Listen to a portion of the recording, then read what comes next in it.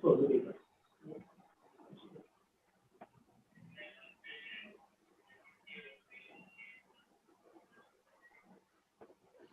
evening.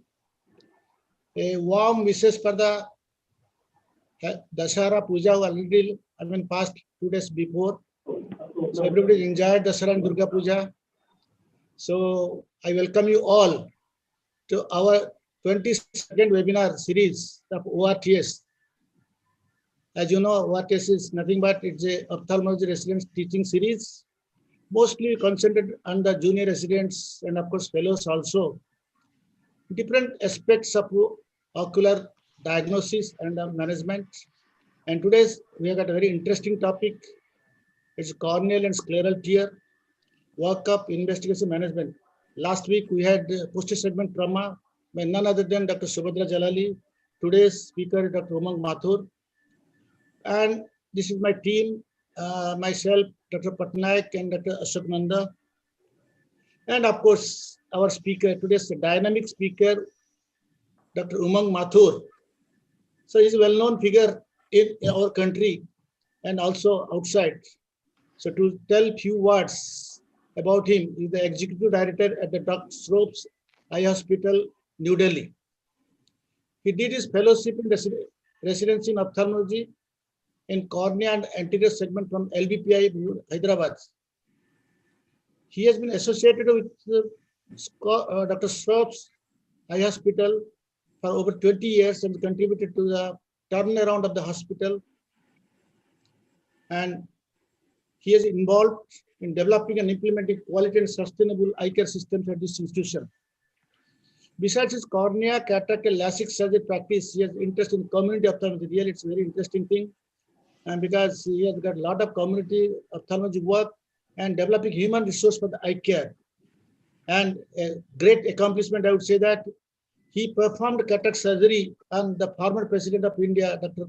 APJ Abdul Kalam. Really, congratulations to you, sir. He founded the eye bank at Dr. Sropes Charity Eye Hospital, which is totally today among the leading eye banks in our country. Now, why in North India? It's almost in our country. Dr. Mathur has several publications in peer-reviewed journals and participants actively in the national and international conferences. He's an active member of Project Prakash, a NIH funded research project with the Brain and Cognitive Sciences Department of MIT, USA. That the studying development of a vision in the brain, really wonderful thing. Dr. Mathur has trained over 200 long-term and short-term fellows in cornea, anter-segment pathology, and cataract surgery, and many more. And we'll be hearing him for next 1 hour about the topic, and he will explore the many things from our fellows, the participants, particularly panelists and the post-grad students. Our moderator is none other than our young and dynamic chairman scientific committee, Dr. Srikant Sahu. A very good panelists. They are famous in their respective institutions and in our states and in our country. Even Dr. Arvind Rai is from Vijayawada, LBPI.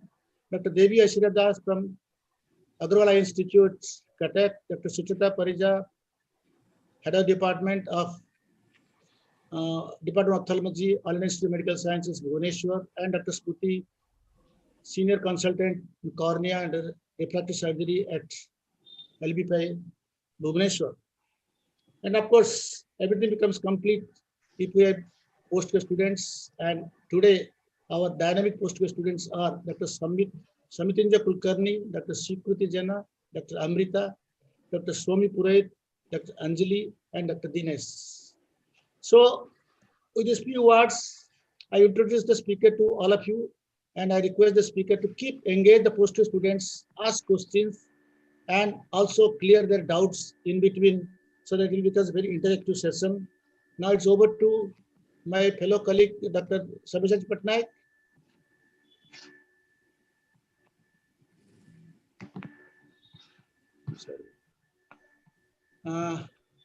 Dr. Ashok, are you there? Okay. So now I request Dr. Umang Mathur to start his deliberation till, Dr. Ashok Nanda and Dr. Sabija Patnaik will join. They will interfere. They will give the talk during the end of the session. So now it's over to Dr. Umang Mathur. Please carry on. Thank you so much, Dr. Subhuti. It's an honor to be here, and I would love to participate in this forum. Congratulations for having this series, and I think wonderful use of the pandemic time. And I think these digital platforms are great in connecting and participating from anywhere in the world. And I think we shouldn't ever waste a crisis. And although pandemic has created a lot of havoc, but I think we've learned a lot in this time. And I think this is one such event where we can all connect. So this is a very interesting topic given to me on corneal scleral tear trauma. And as it is with trauma, I think we'll just discuss some guidelines. Although each case is so different and the setting is often very different, that apart from the guidelines, a lot of things may change in every case. So there's a lot of things that one has to innovate and see what happens with each case. Now, eye trauma, if you look at it, although our eyes account for just 0.1% of the body surface, but it's such an important part of the human body that that vision occupies 30% of our brain. And so any injury that occurs on the eye would have a lot of consequences. There would be loss of career opportunities, major lifestyle changes, and physical disfigurement. So ocular trauma can be pretty devastating. And since it's in the exposed part of the body, we often have patients with ocular trauma who are all right just a minute before, and then something hits them. So it's very important that we manage this condition well, and we know what has to be done, because what we do at that time would have consequences for the patient in the long term. I would be happy to be interrupted also in between, and we can discuss. This should be seen as an open kind of discussion. Now, it's important that we know the terminologies to be used in trauma. And the terminology should be used such that it provides a clear definition to all types of injuries. And we have a whole system in which this definition, what we understand by it, falls in that framework. In fact, the corneal tear by itself may not be the right terminology, and laceration is what and also we'll be just discussing what the classification and terminology should be. So the Birmingham eye trauma terminology is what is used extensively, and we say eye wall to anything on the sclera and cornea. So although we know that it's 3 layers of the eye wall, but for the sake of trauma, it's generally sclera and cornea that we refer to. Then we should know what is closed globe injury, when there's no full thickness wound of the eye wall, and open globe injury is when there's a full thickness wound of the eye wall, that is of the sclera or the cornea. We use the term contusion, there is no full thickness wound. So contusion is what there is no full thickness wound injury. The injury is due either to a direct energy delivery, like a choroidal rupture, or the changes in the shape of the globe, as we can see in angle recession. A lamellar laceration is a partial thickness wound of the eye wall, and rupture we use the term when there's full thickness wound of the eye wall, usually caused by a blunt object. Its laceration terminology that is used for full thickness wound of the eye wall caused by a sharp object.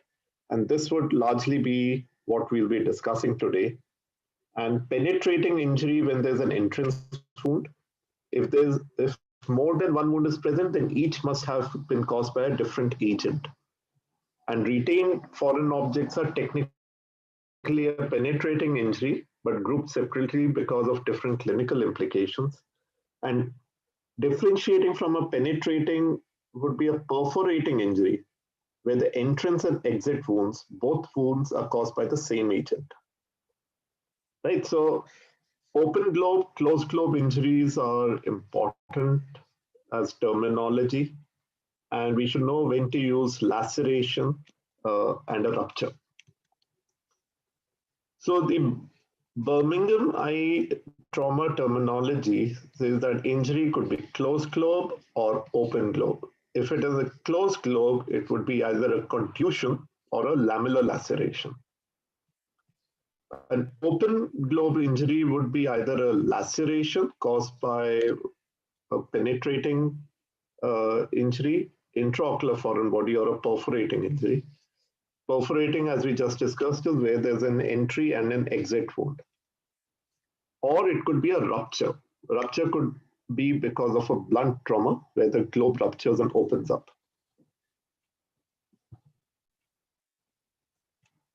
Now, this has been endorsed by several societies like the AAO, International Society for Ocular Trauma, Retinal Society. So this is what is universally accepted today, the BTT classification, open globe and closed globe injuries. Now, in this classification, you have 4 parameters. First is the type, based on the mechanism of injury. So it could be rupture, penetrating, IOFP, perforating, and mixed if we are talking about open globe injuries. The grade is defined by the visual acuity. So depending on the visual acuity is how you prognosticate. And relative afferent pupillary defect. So one should look at RAPD, and that helps in prognostication. And we talk of the zones. Sorry.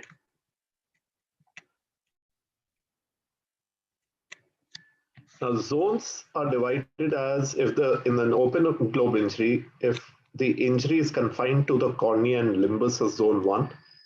Zone 2 are injuries which... Can I? Yeah. Dr. Umang, can I interrupt? Yeah, sure. Hi. Okay. Last class, Dr. Subhadra had taken about injuries. Okay. So we have almost covered these so I can zones, skip this part. grades. Yeah. So we'll skip that. We'll go directly into injury of the cornea and how do you manage that? Okay. I wasn't aware, so I'll do that. So we can skip this closed globe and open globe injuries. Now, okay, when we come to the aim of a surgical closure is basically we need to close it promptly to prevent infection, decrease tissue necrosis, decrease patient discomfort, and restore corneal topography. So whenever we have an open globe injury, which is what we'll be discussing today, we should do it quickly because the longer the tissue remains outside, the more susceptible the eye becomes to infection. And that's the primary reason why we need to close the wound quickly. So as soon as you see a patient with an injury, after a quick examination, and one shouldn't do too much of an aggressive evaluation if the patient is not very comfortable, because in trying to pry the lids open, you may cause even more injury. So you need to protect the eye with a rigid eye shield and not with a patch. And this is because you don't want to produce inadvertent pressure on the eye. And also it's best to avoid medication because with an open eye, the concentration of the medication that goes inside the eye and its toxicity on the retina you do not know.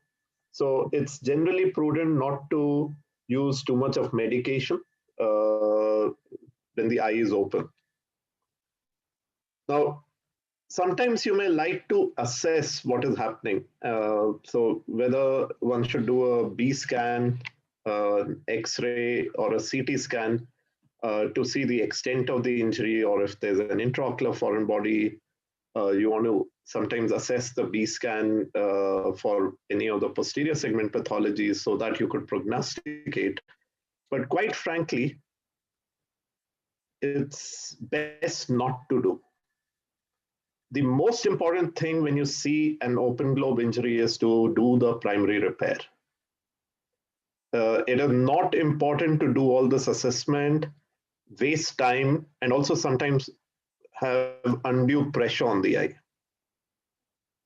So I find this happens very often, even in our hospital, that a person comes at, say, 10 o'clock in the morning and with an open globe injury, and you keep advising all these investigations.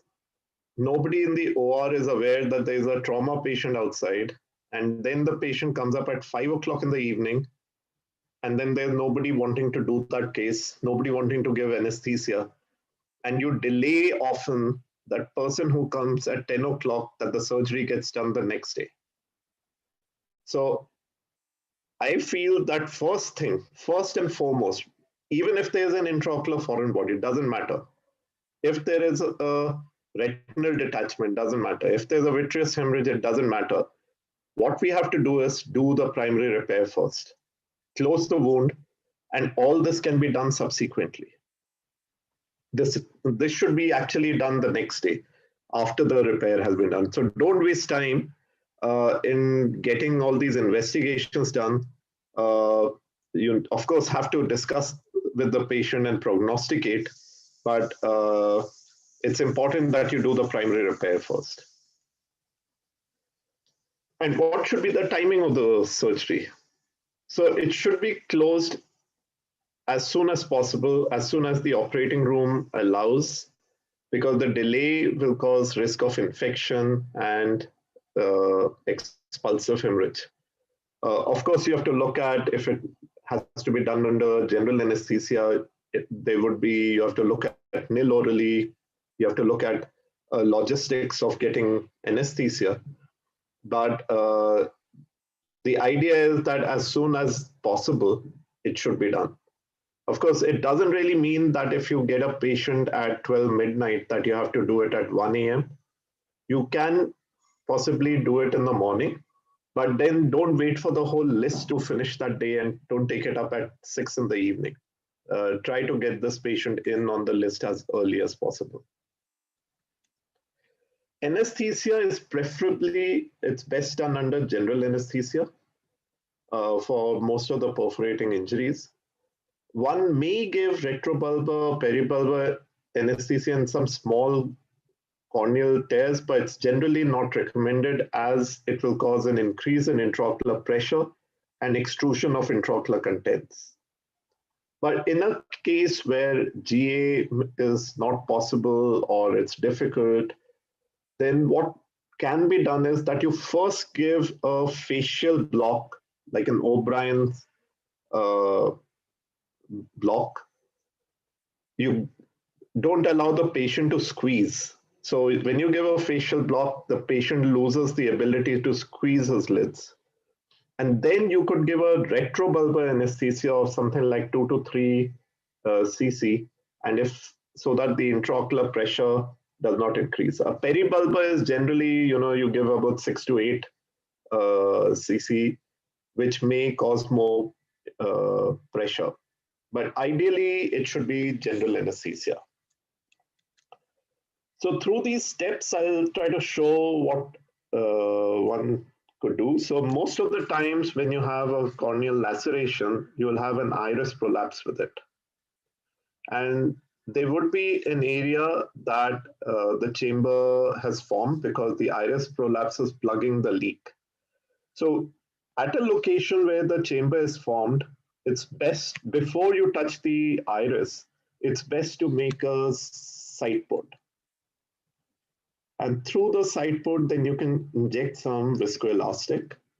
And we'll talk about what needs to be done with the iris, but the iris it's much easier to from inside pull the iris in than to try to push iris from outside.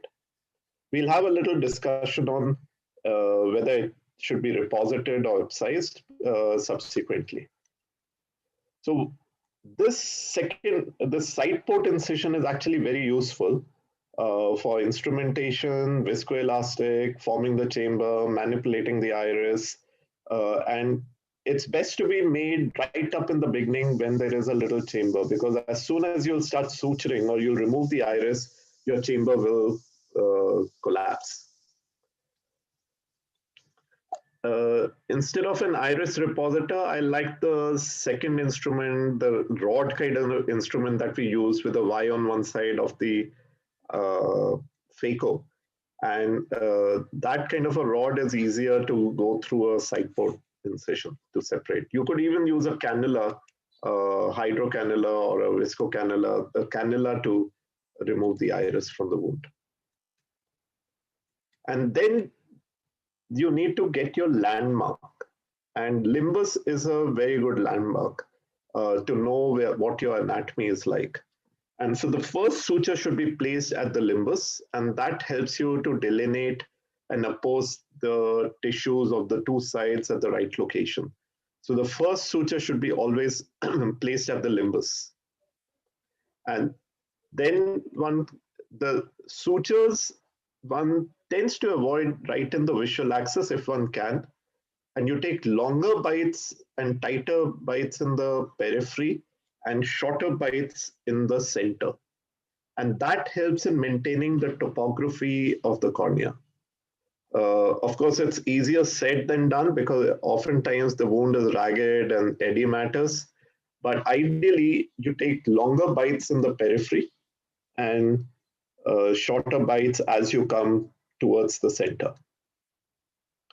So you first suture the cornea, and then you go towards the sclera. And in sclera, you start doing it, you start putting the sutures, and then you keep going posteriorly. For the cornea, generally, a tenno nylon suture is good. And it's better to bury the knots. And in the end, you wash the visco out from the anterior chamber.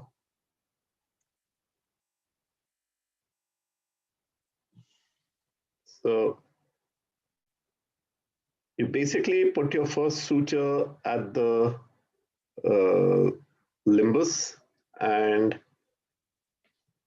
you can use the side port to put viscoelastic and pull the iris in, and you keep putting your sutures from the periphery towards the center. You sometimes may have these ragged stellate kind of wounds, and they are a little difficult to oppose. Now, in these cases, one can do this purse string kind of suturing, and they then tend to oppose quite well. Now, in desperation, sometimes when there is a little bit of tissue loss also, sometimes people use cyanoacrylate glue. And I'm not going to be discussing the technique. Of course, you debride and you put the glue in. The glue will anchor only on the stroma, which is not diseased. And then you apply a thin layer of the glue. You can, and then you put a bandage contact lens. Now, the problem with the glue is that if you have sutures and on top of that you put glue, that sometimes is a problem, and I would not recommend it because the glue tends to stick to the sutures permanently, while it doesn't stick to the tissue permanently.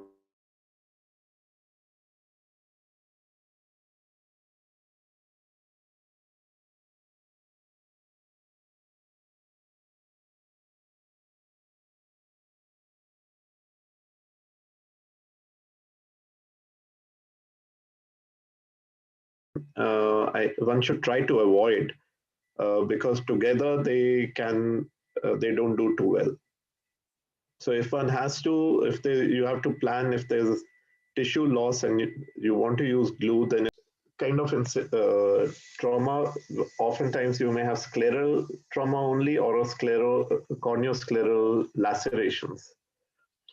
You may also have an occult scleral wound where you'll have a large area of subconjunctival hemorrhage. Sometimes there may be pigmentation in that, which is a clue that this may have an underlying rupture. So when the eye is a little soft and there's subconjunctival hemorrhage with no obvious tear, one should still not, one should suspect that there may be an occult scleral wound. And it needs to be explored, and one does a 360-degree peritomy, and Thienen's capsule is retracted. You go up to the extraocular muscle insertions and observe the areas between the muscles insertions. Sometimes you may even need traction suture to get access. So these are cases which are best done under general anesthesia. And if you are suspecting an eye which may have a rupture, it shouldn't be left, and one must explore and suture that. So you may have areas like this where you have subconjunctival hemorrhage, hematoma kind of thing, and you explore below and you find that there's uveal tissue, and they need to be explored further to get good access. So for the scleral wounds, you could use a 9-0 or 10-0 nylon. I think it's better to use non-absorbable sutures. Sometimes people use Vicryl, but I've also seen that especially in eyes which have inflammation, before the sclera is healed properly, it may open and gape. So I would prefer using a 9-0 nylon instead of Vicryl. And you start anteriorly, keep putting your sutures, and then keep exploring further and keep going further and further. So instead of trying to open the whole thing, it's better to just you keep putting your sutures, keep going behind, and keep exploring, and you keep adding more sutures. So they're close from anterior to posterior. One must put tight sutures. Interrupted sutures are preferred. So prolapse uveal tissue, especially if you have prolapse uveal tissue here, which is covered by conjunctiva before you opened it, and you generally never excise the ciliary body area, ciliary body uveal tissue, that should never be excised. So you always reposit it back. And so you keep putting it back and you keep putting your sutures. So sometimes you have a lot of hemorrhage, you have a lot of untidy area, and you clean the area. There may be lashes, hematoma, and you keep putting your sutures. You open the conjunctiva to explore the extent of the tear, and you start suturing. Now, one other area of importance is handling iris tissue prolapse. So whenever you have iris exposed, there's fear of infection. This tissue is not the easiest to handle. It's friable, it bleeds, and so there's technical difficulty.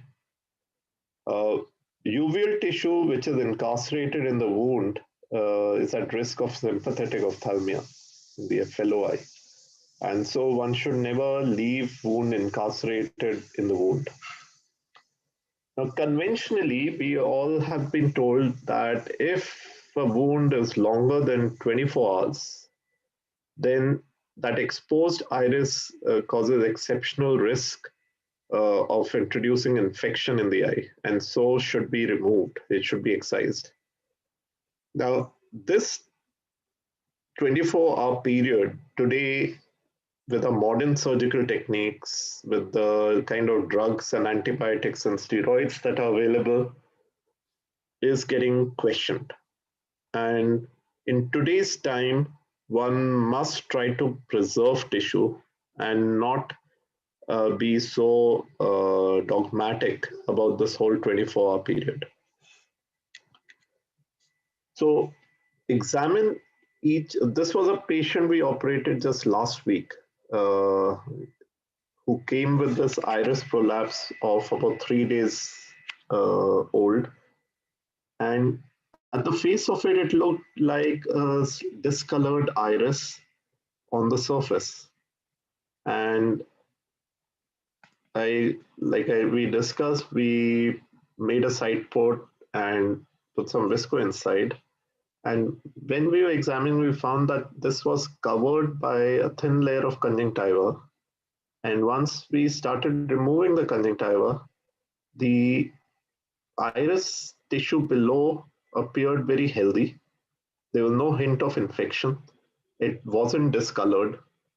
And we thought that this tissue should be safe to be put back again. And so this was a 3-day-old trauma. And as you can see now, the color of the iris looks quite normal. So a tissue which is necrotic, which is non-viable. A non-viable tissue would be very macerated, depigmented, feathery, friable. And a tissue which has a lot of slough discharge and looks contaminated needs to be excised. However, if the tissue looks viable, of good color, and is not getting macerated, is free from bacterial contamination, it can be reposited. So, of course, like I just discussed, ciliary body area should never be excised. And so, as you can see, if you try to push it from outside, it's not that easy. There will be a tendency for it to come out. It's much easier if you go inside and actually pull it in.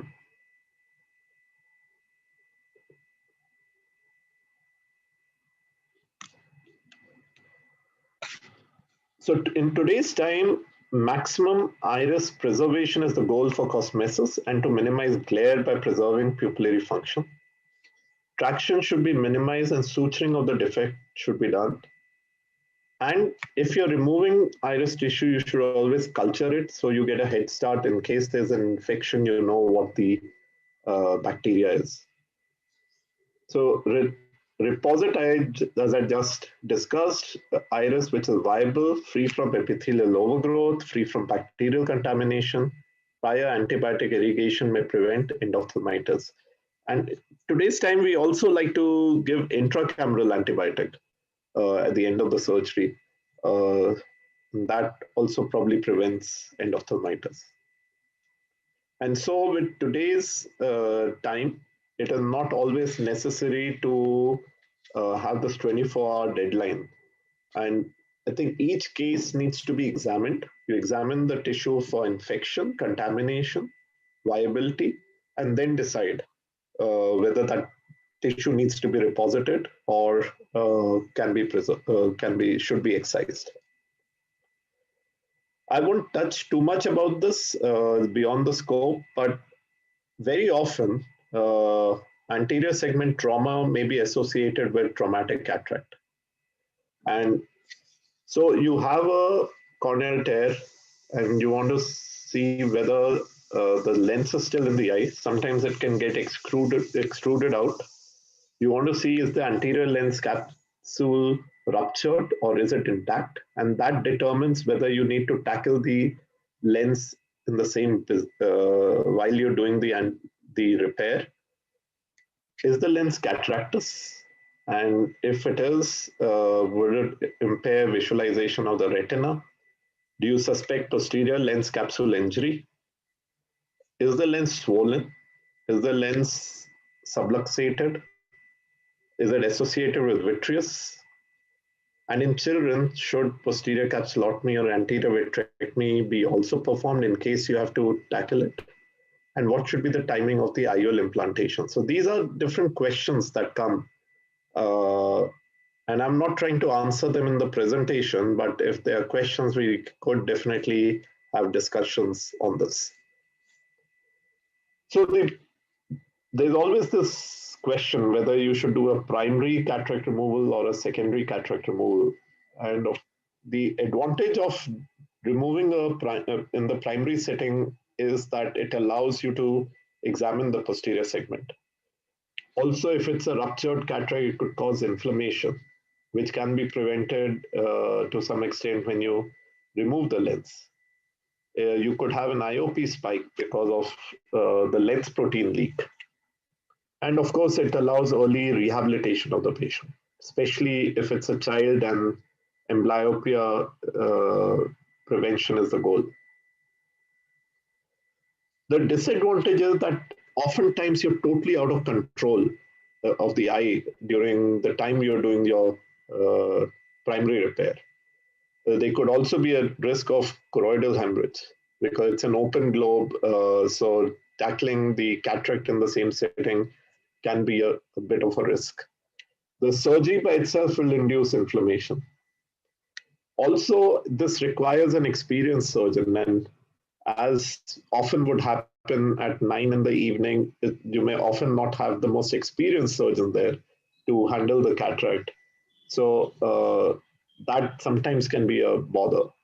And the operation room may not always be ready for cataract removal.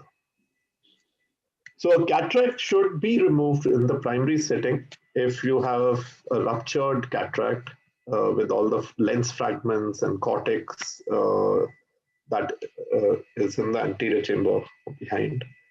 The lens is swollen and causing a pupillary block. So those would be the absolute indications where you may want to remove the lens in the primary setting. Otherwise, generally, it's best to be taken out as a secondary setting. So when we can use this algorithm of an open globe injury, you look at you find out the extent of the injury. Is there a tissue? No. Is there no iris prolapse? Clean and suture the wound. If there's an iris prolapse, you have to decide whether to reposit or to excise. If there's choroid, ciliary body, retinal prolapse, then it needs to be reposited. If there's vitreous prolapse, you should excise you should cut the vitreous which is in the wound, preferably with a vitrectomy probe. So this is a broad algorithm for managing open globe injury.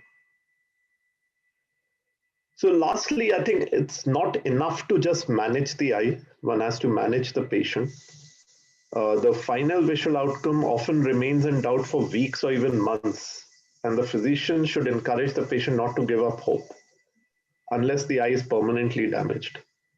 And in today's time with modern reconstruction surgeries, a lot can be done to eyes which look hopeless at the time when you see the patient for the first time. So I think it's very important that we do the right thing and also have the patient get some hope if there is to see with what can be done. And so counseling is important. And as we know, blindness is one of the most feared disabilities that human beings have. And trauma can be very sudden, so you may not be prepared for it. So it's very important that we maintain a good communication line and have this balance between hope and reality.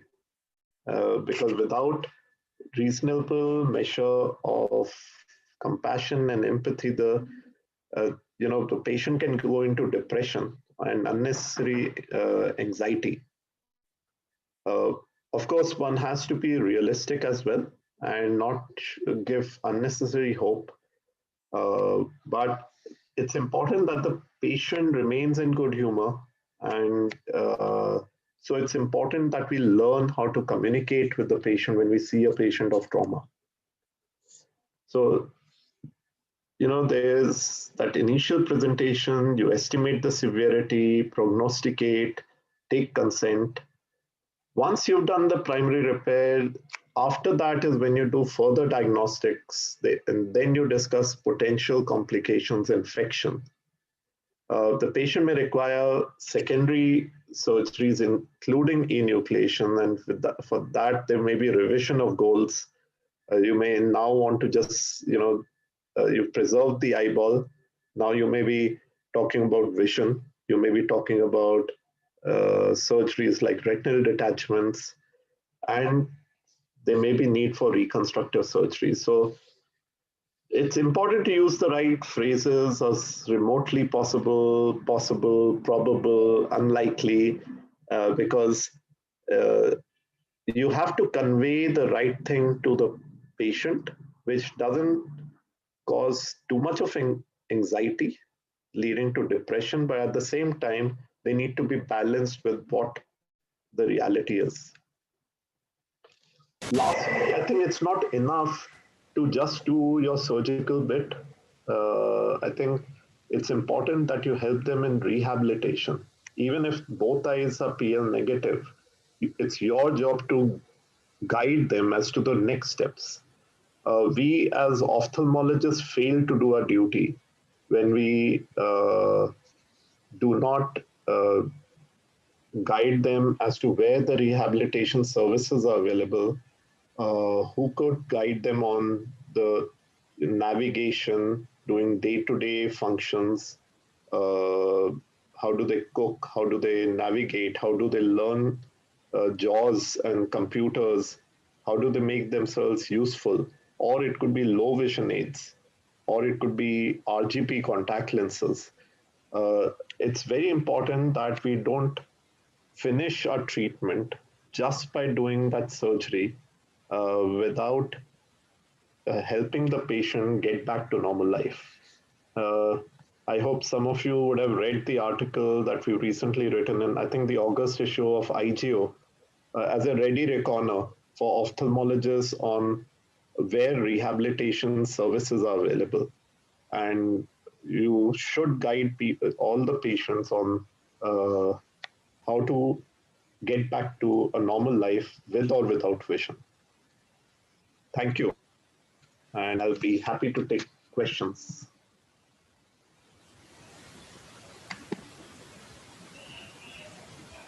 Thank you, Dr. Master. This is Arvind here. Nice talk, and enjoyed listening to you. Thank you. Perhaps we can also discuss a bit about retained foreign bodies. We really do see a lot of those in the anterior segment trauma, and during the course of reconstruction, sometimes actively searching for that or removing what is obvious or where there is a track really helps in the long run to reduce inflammation. Yeah. So if something is obviously visible, like a glass piece or something which is in the anterior chamber, or a metallic piece, when we do the primary repair, that can be removed. But when we're doing the primary repair, the main function is to close the wound at that time. And if it is inaccessible, or it is at a place where you're not sure, it's all enmeshed and vitreous, or you really can't access it well, it's best to be done as a secondary procedure. You may also need more imaging to guide you as to where the foreign body is. So I would say don't overdo it in the primary setting. This can be left to be done in a secondary setting. Some of them may require help of some of your specialty colleagues, and they can be. Then you've got time. Once you've done the primary repair, then you have all the time to do the secondary procedure in a more organized. You can schedule the surgery. It can be done by the person who has the expertise to do it, and you do the reassessment again, whether through a B scan or CT scan or whatever is required to make that assessment. So I think my short point, since we're dealing with, we have a lot of residents over here, is the mistake I find fellows and residents making is that they want to know everything about that patient, whether he has a vitreous hemorrhage or a detachment or foreign body, prior to doing the primary repair. So I would like to emphasize that it's not important to do that. The first thing is how quickly can you get this patient into the OR? And like in most largish hospitals, it may take a 1 hour wait before each of these steps. You know, you want a retina opinion, it'll take you an hour. You want to get a B scan, it'll take you an hour. Then the patient routinely may go to a counselor who would take some time. And in the meantime, nobody has told the patient to be nil orally. And so at 4 o'clock or 5 o'clock in the evening, when the patient reaches the counselor, you find that the patient had just had something to eat before that. And so you have another 5 hours that you have to wait. So the important thing is that whenever you see trauma with an open globe, even if the patient has come 4 days late, whenever you see it, it's important to get the patient into the OR and do the primary repair. All these other things can be done as a secondary procedure subsequently. Umang, actually, yeah, Doctor, can I ask Dr. Umang? Okay, it was an excellent talk. And yeah. One thing I just want to add, always when we are assessing, yes, we have time, we can take them early into the OR, but medico-legal issue has to be tackled, because what happens, a lot of them come, like it's a institution based, they will be coming to the casualty sometimes. Sure. So, since a lot of residents are there, they have to take the medical legal issues also into consideration. And second is, it's good, they can do a OTS scoring also if they can in the initial thing. Yes. So these are some points. No, I know. I think I should have discussed the medical legal part. That's an important part that you have raised.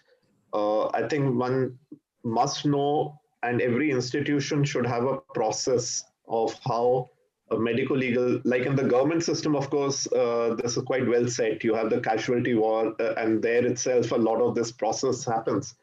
But when you're in a non-government organization, there's often a lot of confusion, more than anything else, as to what has to be done for a medical legal case.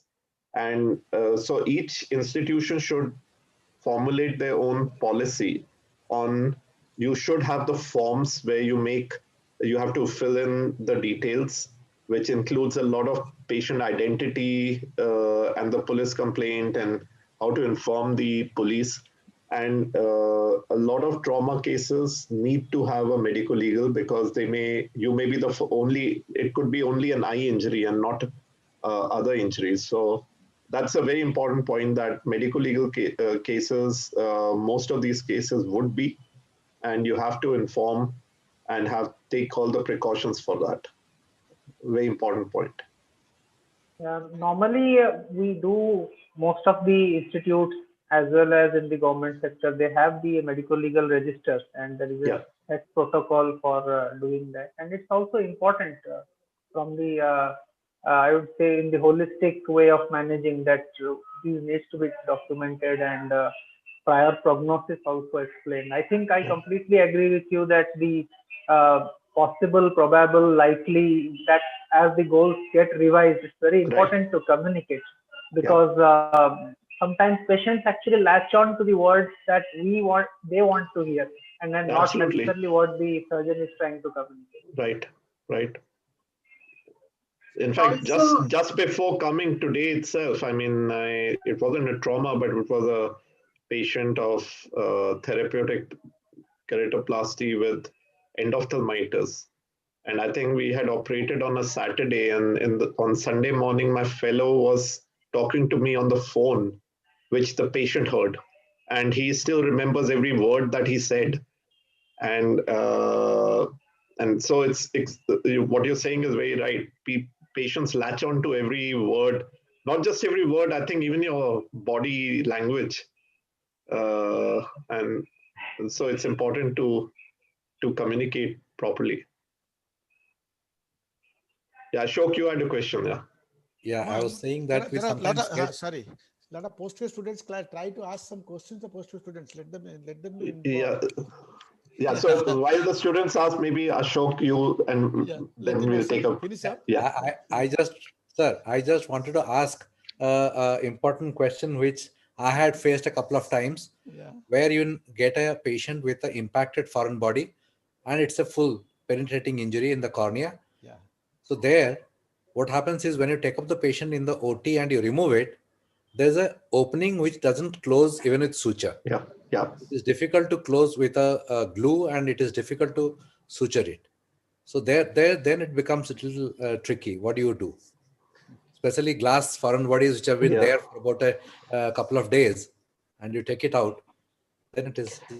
Yeah. So if you're lucky to have an eye bank around, you could do a patch graft. So you have some tissue available, and then you could do a patch graft where there's loss of tissue, but often that may not be the case. So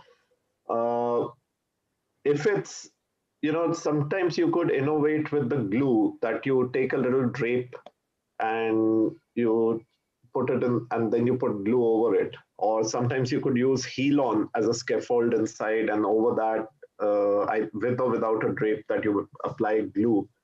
So glue sometimes is good to have, and if you are able to form the chamber, even if you know it's not too great, and then you could plan and do a patch graft subsequently. But like I said, I've burnt my fingers with glue and sutures together. That's a combination I don't like to use too often.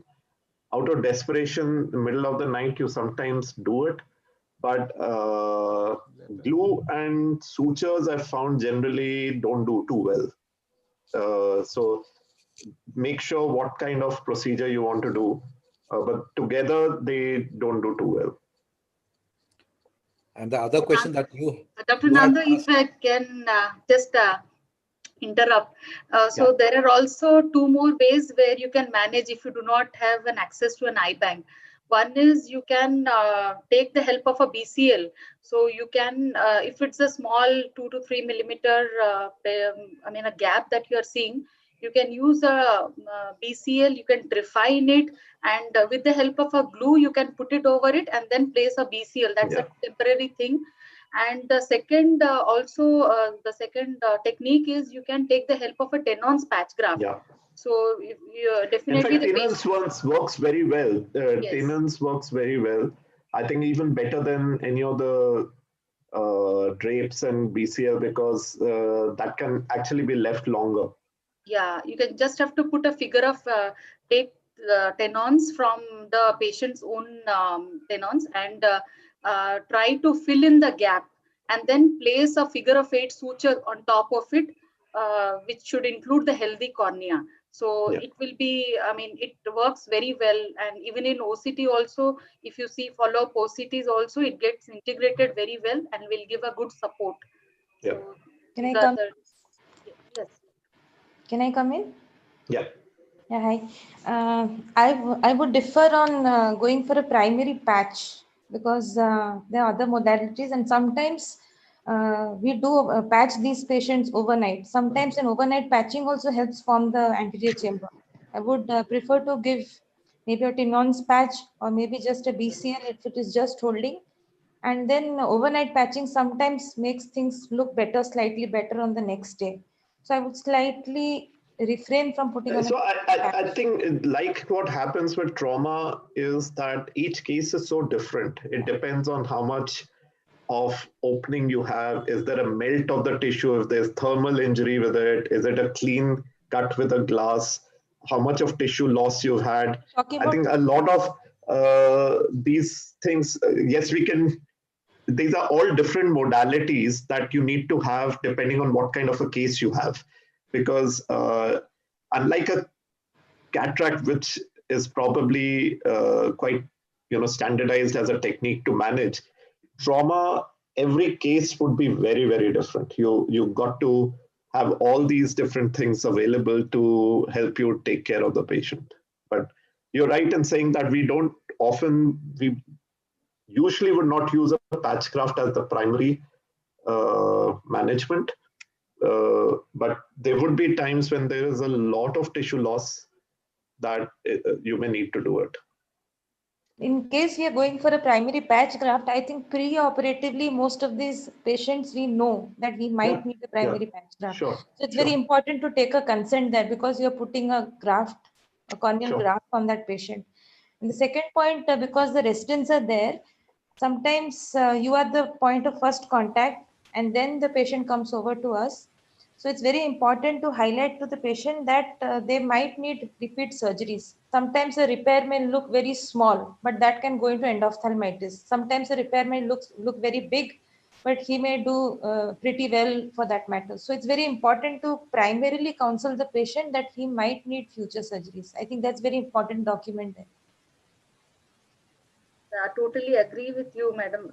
First of all is to discuss the legal aspects and discuss the risk and benefit, discuss and document also the risk and benefit involved and the need of multiple surgeries in future.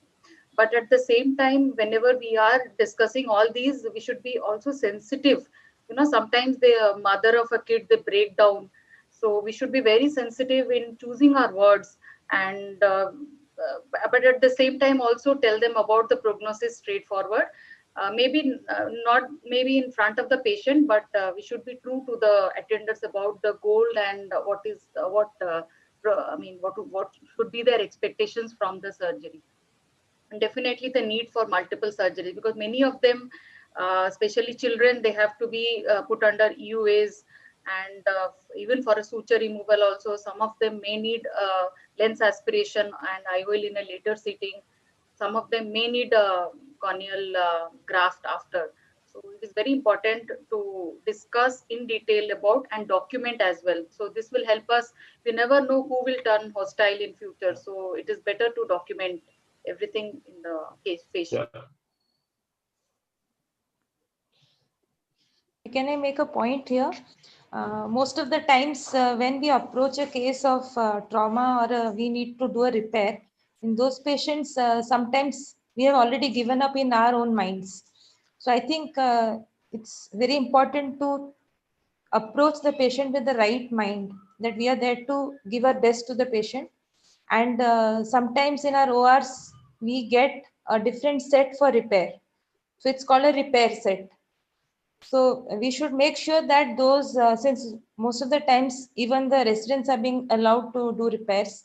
So most of the times, I think we should make it important that they're not repaired instruments. They're the best instruments that are given for a repair, because we can manage to hold healthy tissues with a slightly inferior quality, not inferior quality, like a limbs which doesn't hold that well.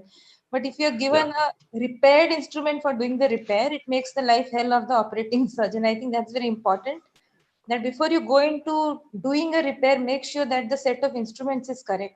Because on the table, you'll be left with a scissor that holds and a limbs that cuts. So, so I think that's very important, that we should give our best to the patient, because sometimes the primary repair actually determines the visual outcome of that patient. Well, there is a question from the speaker to the panelist. Why ciliary body tissue shouldn't be excised, and what if the surgeon feels that the ciliary body tissue is necrotic? So should you put it back or should you excise it?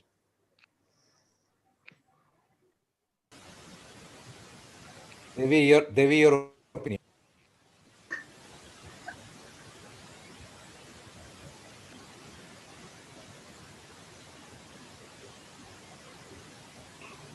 Coming from maybe the residents could answer.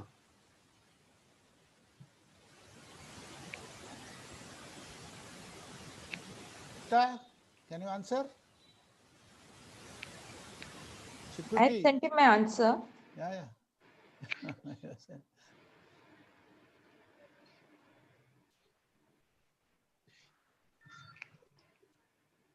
Yeah.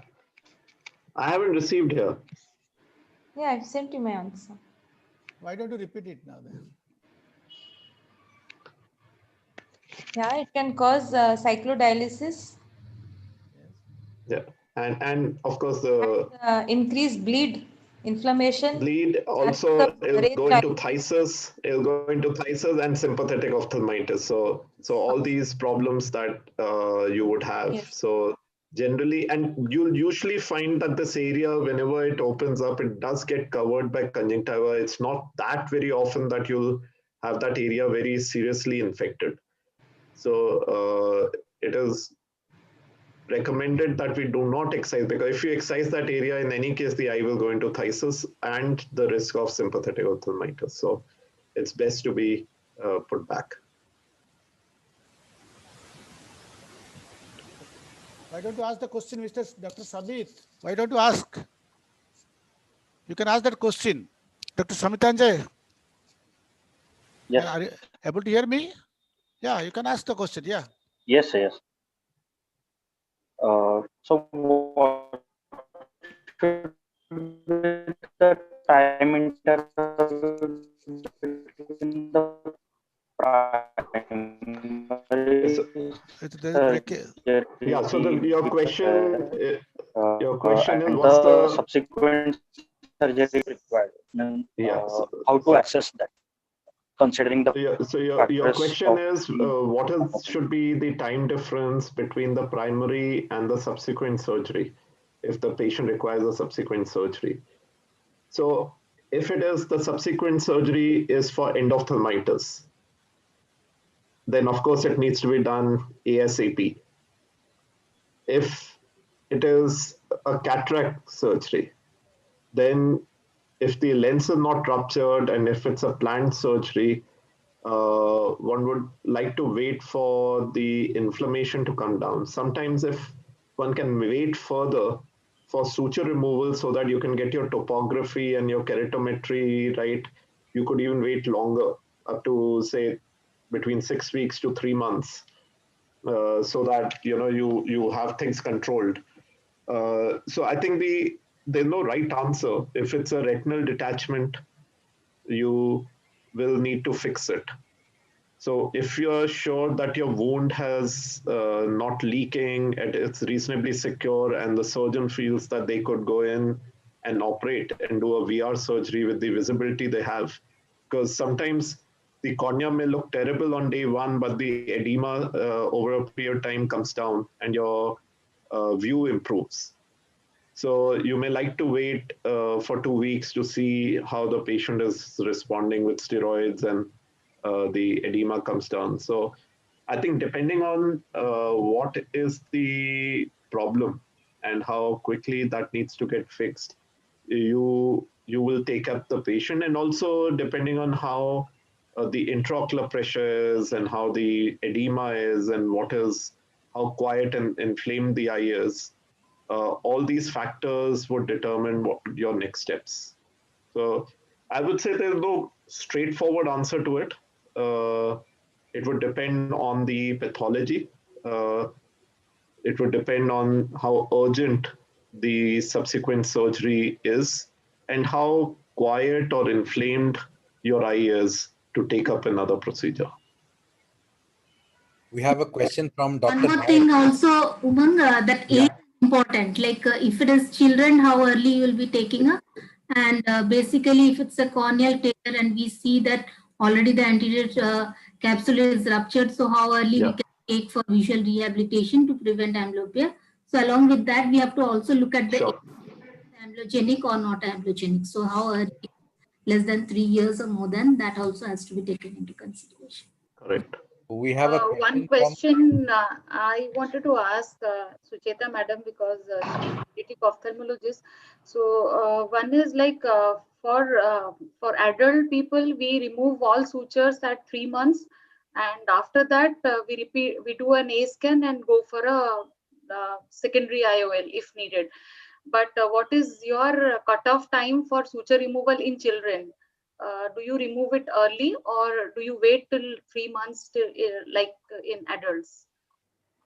That depends actually. So if you see that it is like we take usually 6 weeks is the time.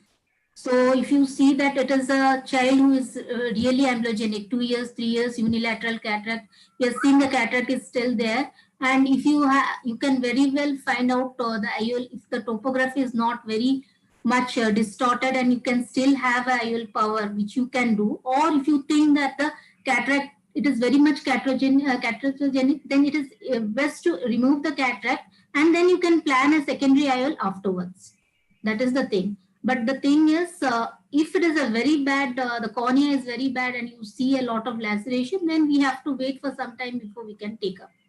That is the thing. But yeah, not exactly like we usually within 6 to 12 weeks. That is the thing, how early we remove. Oh, thank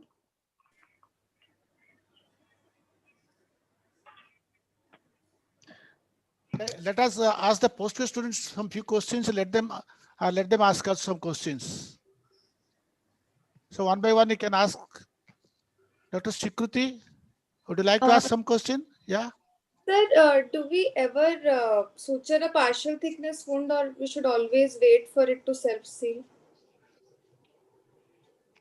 So again, if it is not causing a lot of distortion, sometimes it's better not to suture, because your suturing will cause more distortion of the topography. But if it is a flap which is quite deep, and you feel that it can open up and you're not sure, then I think it's much better to suture, because that becomes secondary, the topography. But if it is a superficial lamellar cut and you feel that this can heal, you can just put a bandage contact lens and watch that patient. And sometimes you'll find that that patient will land up with less astigmatism than your suturing. So it can be left if it is not a very deep wound. Dr. Dinesh, there are some questions in the chat box. Can I ask? Yes, sure. Dr. Naik, yeah. Dr. Naik from Vimsar has asked how to grade visual acuity for BET using Snell's chart, and where to place adnexal trauma and orbital trauma in the Birmingham classification, BETT. Yeah, so I would suggest that, and I've sent it on the group that we had. There's this wonderful book on ocular trauma. I had the, I can put the link soon. Please go through that. That has all the classification, even the visual acuity and things that are put on that. So I'll just send the link on the chat box. It is there. The second question is about intracameral antibiotics. So would you, in a trauma case, give an intracameral antibiotic at the end of this primary repair? And yes, I do. I like to give intracameral antibiotics. My preferred one as of now is moxifloxacin. That's easily available in the OR, and I like to give intracameral moxif. Okay. What is the role of placing air in the antechamber at the end of the surgery? Would you prefer to put air in the antechamber or BSS? So like with any other corneal suturing, you should have a watertight wound and not an airtight wound. It's sometimes much easier to get an airtight fill than a watertight, and that may give you a false sense of security that you've opposed the wounds well. The only thing that air helps is that supposing there's some bleeding from the iris because you recently touched it, you can, and also sometimes you want things to fall back. You may have tags of iris which have a tendency to come up. So if air can push it back, it's good to put some air. But if the problem with air is that if it doesn't get absorbed soon, post-operatively, you can't examine the patient well. So I don't think you should use air to make yourself feel happy that you've opposed the wound well. It can be used as an instrument for other purpose. You should have a watertight wound, ideally, and not just an airtight wound. Maybe the other panels can help in what they would like to say. Yeah, definitely. The goal should be water tightness and not air tightness. Maybe we can put some amount of air for the to know how much the strength or tension of the suture should be. But at the end, it should always be a watertight wound and never an airtight, because it gives a false feeling that it is already it is Yeah. in place. The advantage of having a small air bubble at the end of procedure is that if there is a lot of cut ends of the iris, or perhaps there is a wick of vitreous which we are not able to see, then the air bubble per se prevents the vitreous strand or the iris to adhere to the posterior margin of the wound. But that apart, per se, there is hardly any tectonic support or otherwise from a air-filled chamber, at least not in anterior segment reconstruction. No, actually, at sometimes if the wound, the rupture is not having straight edges, so suturing may not give you a very tight, watertight wound. So you need at times to keep your chamber formed with air, and you see the next day if the air is gone and the chamber is deep with aqueous. So if you have a straight, clean-cut wound, then obviously you can have a good watertight suture closer the wound. But in slightly rugged situations, it is difficult. Actually, you have brought forth a very You're important right, point. Ashok. Sometimes. Please go ahead. No, go ahead. Go ahead. Yeah, no, I thought that this is a good point just to second. Go ahead. Go ahead. We can go alphabetically. A first. Okay, so I thought this is a good juncture to take the resident's opinion on how would you suture a wound, meaning that, you know, like it's not necessarily a perpendicular laceration. You may have shelf injuries also.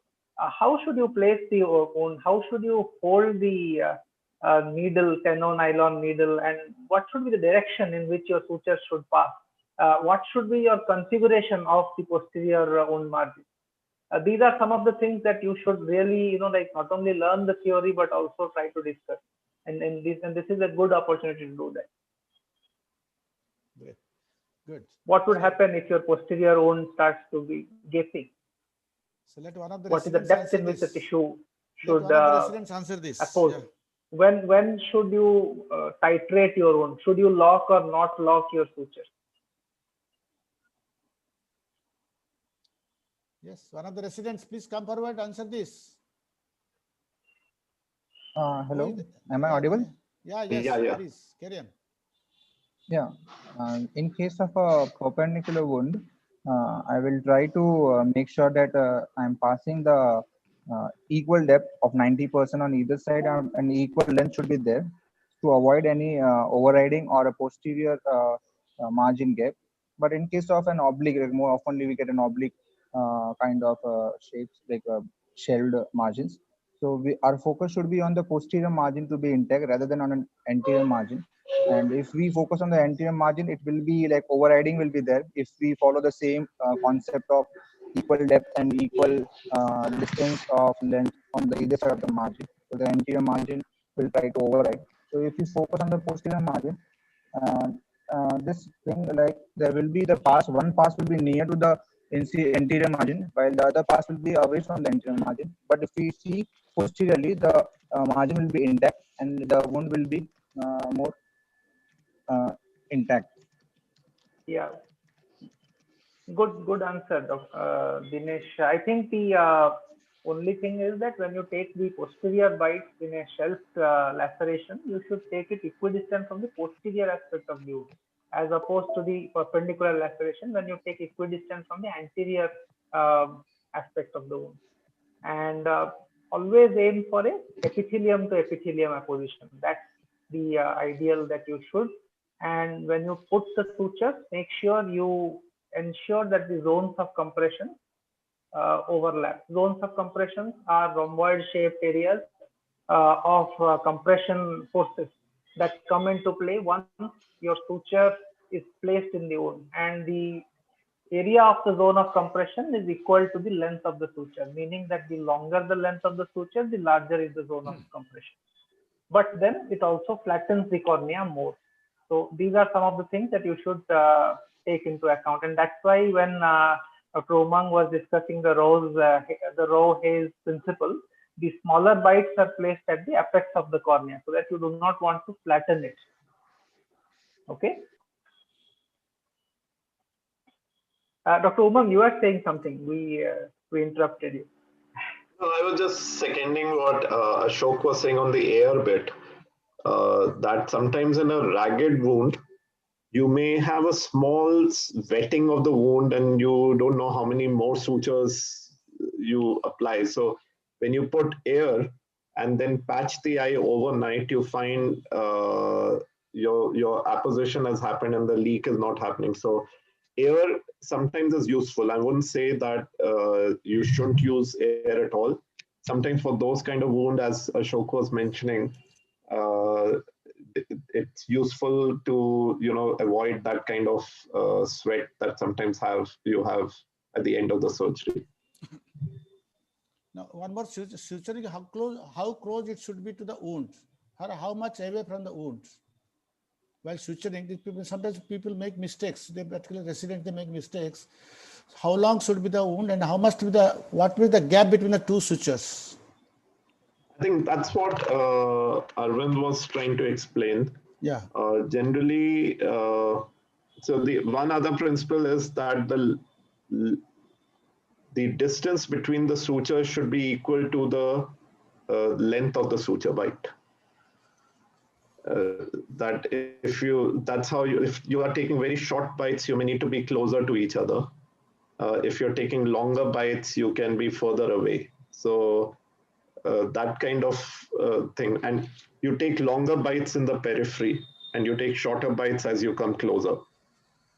And you could see that if bang in the center, you would avoid putting a suture because there'll be scarring. So you can kind of see that you avoid right in the center if you can, and then divide the wound in such a way that you are covering the whole wound.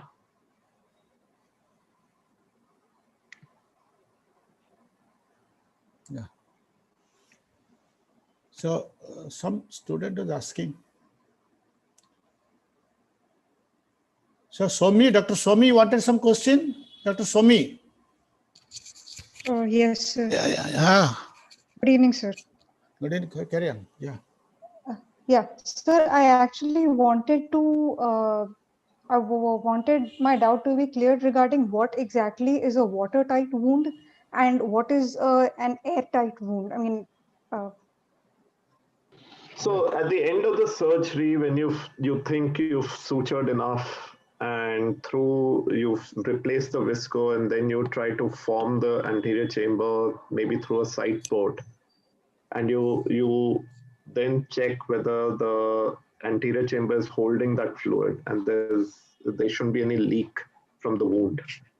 So you dry the surface with a Vexel and see when you're of course, don't put undue pressure like a phaco hydro that you do at the end. Don't try to do that. There may be still leak, but if you're putting fluid in through the side port, there should be no obvious leak. And that will be a watertight wound. And airtight would be that you put in an air bubble, and air bubble is not leaking through the wound. yes, sir. So that'll be an airtight wound. So, and another doubt, sir, for the scleral repair, which is preferable in what condition, an absorbable suture or a non-absorbable suture? So it's a I read it somewhere. They were, yeah, it's a controversial answer that you would find a lot of people would be using Vicryl, Vicryl to suture the sclera, and that's okay. One, it's much easier. The needle and the suture is much easier to use than a nylon. And sometimes it can be very messy going far out in the sclera, and so the Vicryl suture works also. However, you want that wound to be apposed because sclera is not a very easy, it's not a vascular tissue, not a very vascular tissue. It doesn't heal very well. Yes. And so if your suture gets absorbed early before the wound has got, opposed, then it may open up again. So ideally, it's better to use a non-absorbable suture, but sometimes it's easier to use vicryl because of the needle. The cutting edge of the needle is better, and the suture is much easier to manage the knots and things. But theoretical answer is that a non-absorbable suture like an 8 or a 9 nylon would be preferable. But you're not doing a big mistake by using vicryl. Some people do use that. I would would there be a difference of opinion here? I would choose vicryl because I would probably prefer to use a 606 vicryl. That would stay longer and it is more sturdy. I have seen that with a 80 vicryl, if you tight it too much, the break, yeah. I would choose vicryl because there will be some amount of fibrosis. So sclera will mainly heal by fibrosis. So I would go with vicryl. Yeah. Same here. I'll use the 70 vicryl. Yeah, everybody and, is. from the limbus, go posteriorly like a zipper-like fashion. And if it involves the muscle, then be careful to use the muscle hook.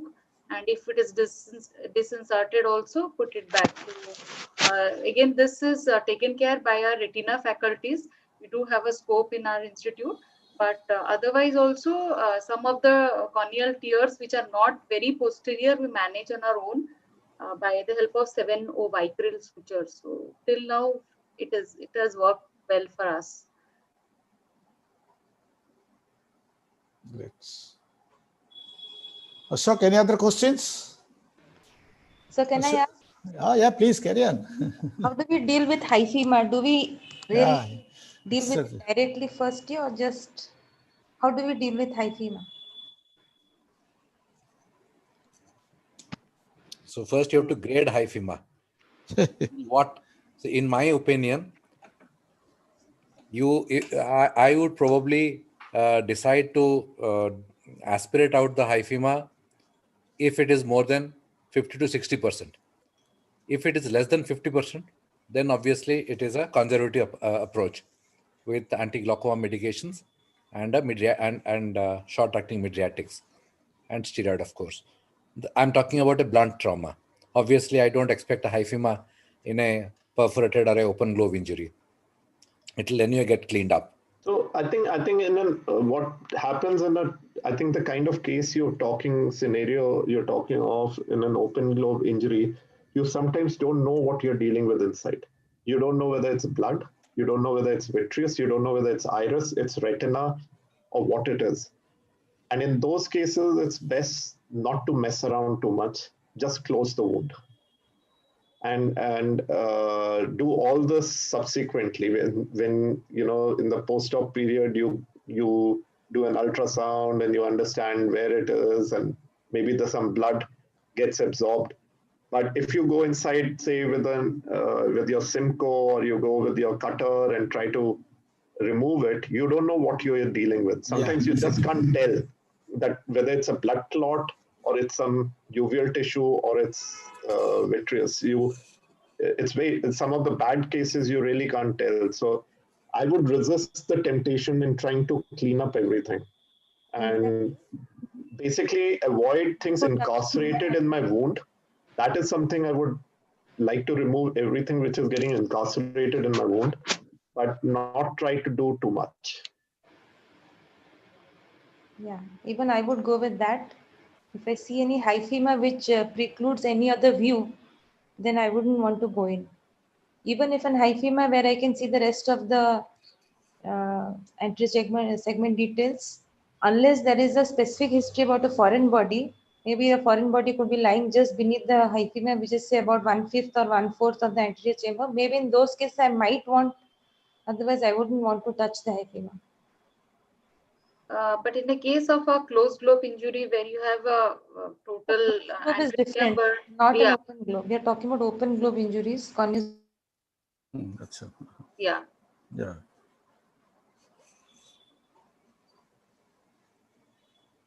Dr. Patnaik, Sabyasachi, you have got some question?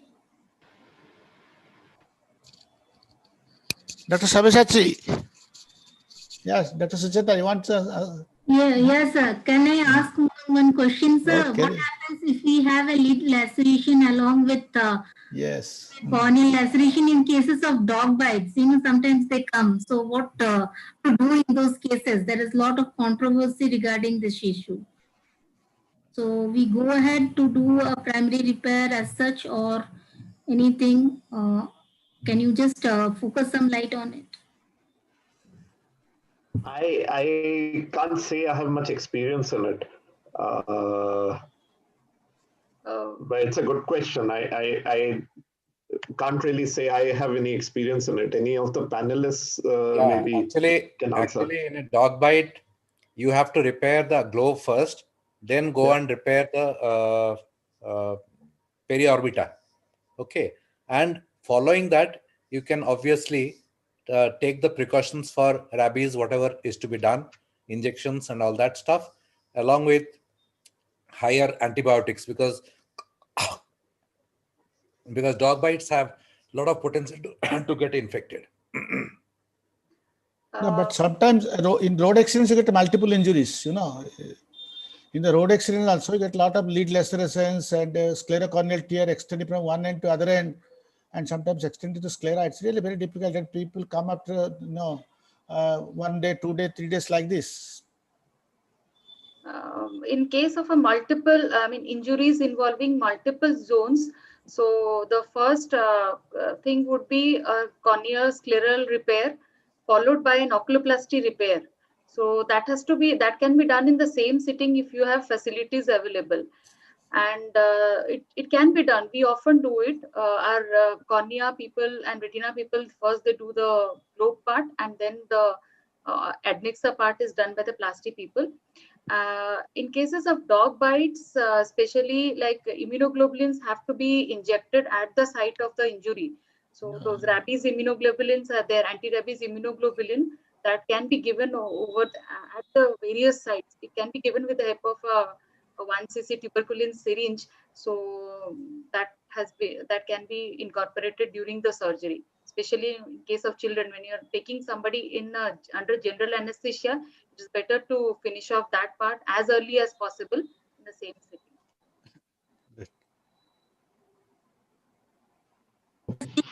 Immunoglobulins at the site? Yes, immunoglobulins at the site. Okay, I know this. Dose exactly, I don't know. I just remember because my son recently had this rabbit's injury and scratches on his face, and we had to give immunoglobulins. Okay. It's very practical. Great experience. Yeah. But this part is handled by the plastic, so I'm not the right person to comment on the dose and. Another typical injury that we see, especially in children, is also the bird beak injury, where children get, pecked by the bird's beak, and then there is almost a ciliate laceration in the cornea. Often these are very contaminated wounds, and more often than not, they have associated endophthalmitis. Prognosis is quite poor or guarded in these cases. Of course, it will need a primary repair. But then usually there is a downhill course in such cases. Yeah, fine. Actually, those cases, bird injuries, they usually come with endophthalmitis. We have seen a lot of cases. But the main controversy is a lot with the dog bites, whether to give their immunoglobulins and do the switch or not. So that was the only thing. I think immunoglobulins are required here, but then I'm not sure about the dosage of the immunoglobulin. And perhaps these are also the grade 3 because they are involving the head and neck. So the risk of contracting rabies in case the animal is unidentified is quite high, which is why the immunoglobulin is prescribed in these cases by the preventive care physician. Yeah.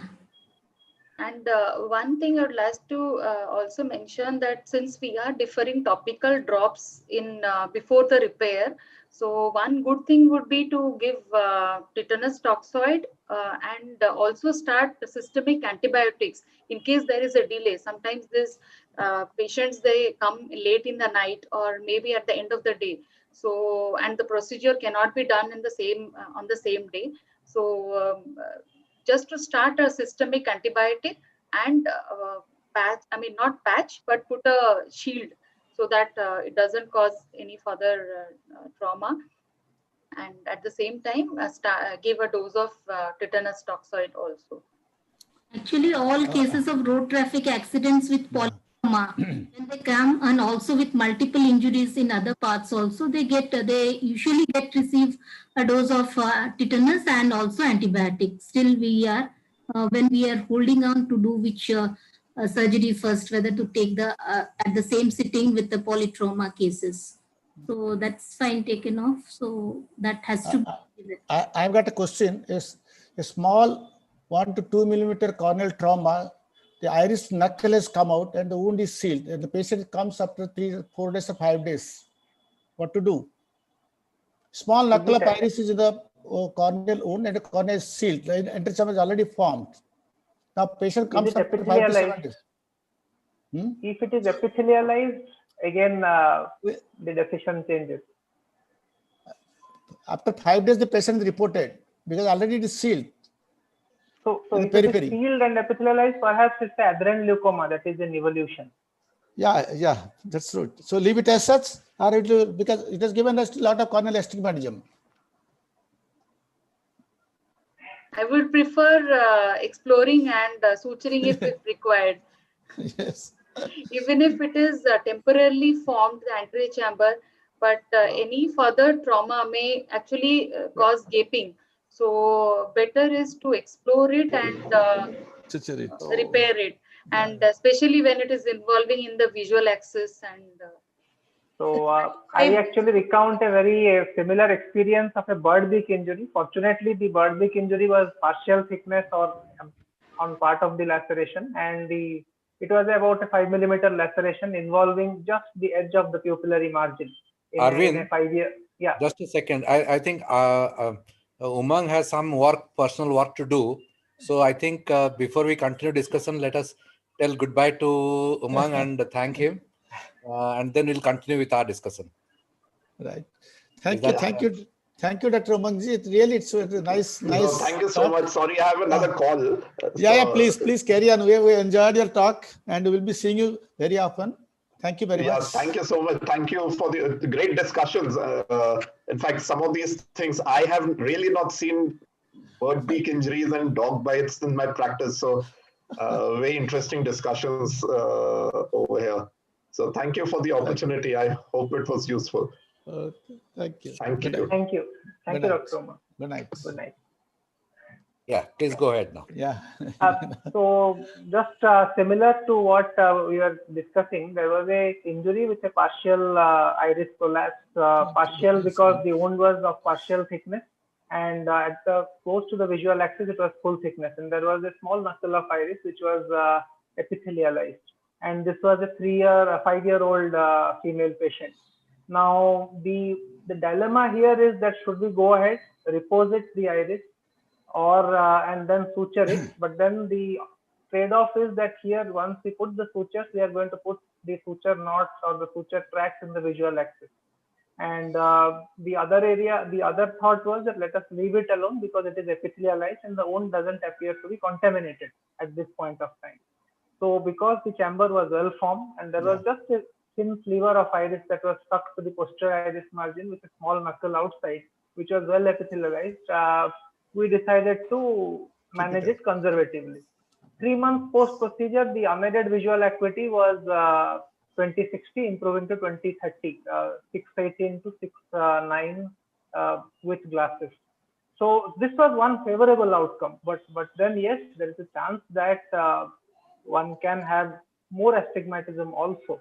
But then if it is healing, if it is epithelialized, chamber is formed, wound is not contaminated, perhaps again exploring would be an extra trauma, and then once we put sutures, that also puts in a component of astigmatism.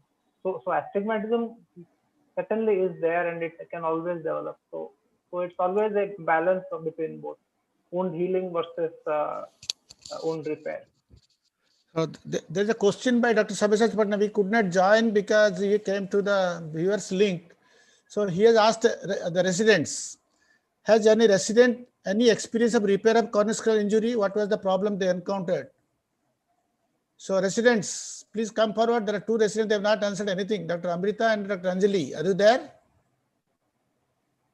Amrita and Anjali, are you there?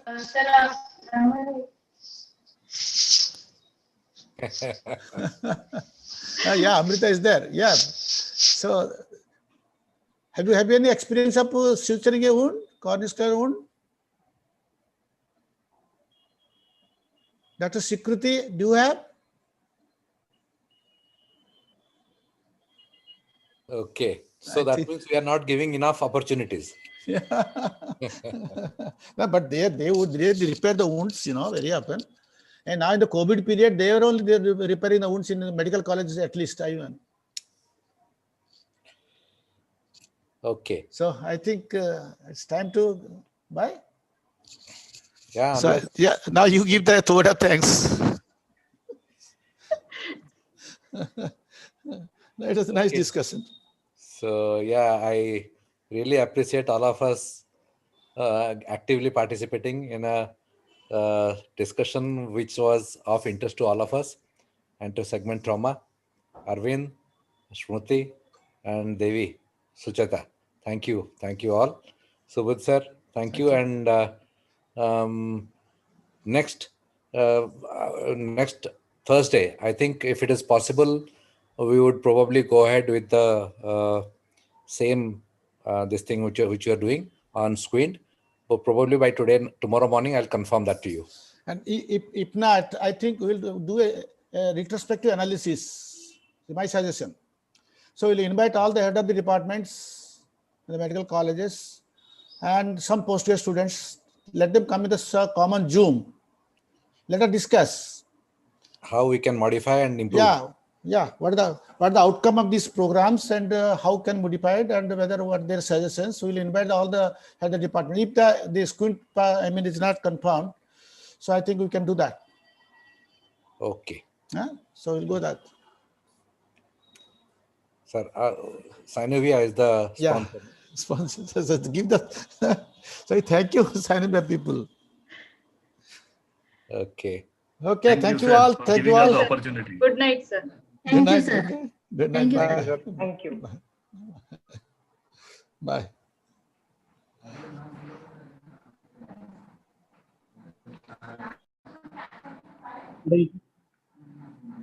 Close up.